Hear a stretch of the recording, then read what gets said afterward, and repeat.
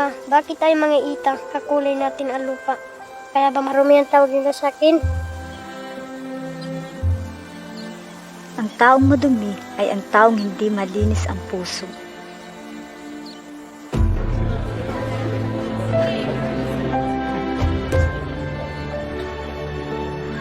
Sino yun?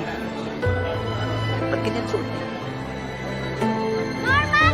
Palitan Ilan taong mo na suot ka na? Pabili ka na ng bago. Yan na lang lagi isinusuot mo!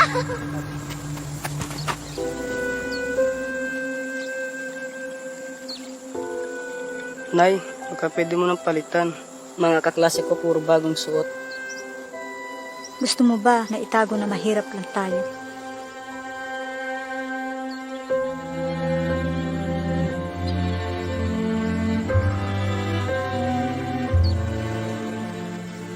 Alin ang karapat dapat hangaan?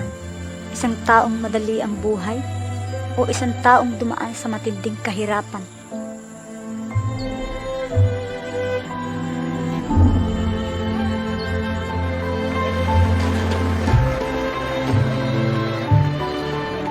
Basti, Mukha siyang authentic.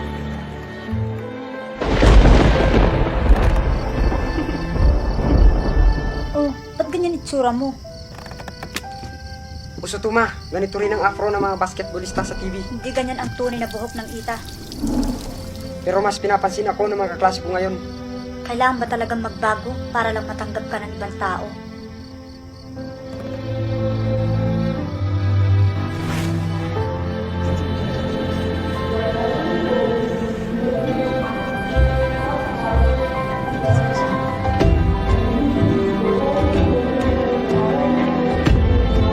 Mr. Norman King.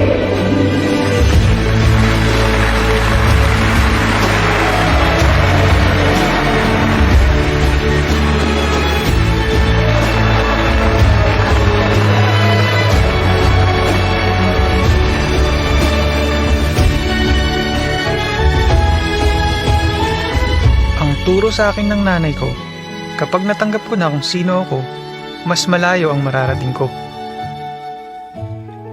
Ako si Norman King. Ipinagmamalaki kong ako'y isang aitang Pilipino.